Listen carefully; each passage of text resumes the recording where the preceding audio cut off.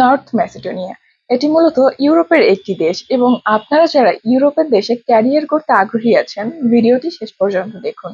এই মুহূর্তে নর্থ ম্যাসেডোনিয়াতে বেশ কিছু কাজে শ্রমিক প্রয়োজন, যেমন হেভি ড্রাইভার, ফুড ইঞ্জিনিয়ার ও ফর্কলিফট অপারেটর। হেভি ড্রাইভার ও ফর্কলিফট অপারেটরের বেতন হবে 600 ইউরো এবং ফুড ইঞ্জিনিয়ারের বেতন হবে 800 থেকে 1000 ইউরো এবং এ সকল কাজের সময় হবে 8 ঘন্টা সপ্তাহে 6 দিন।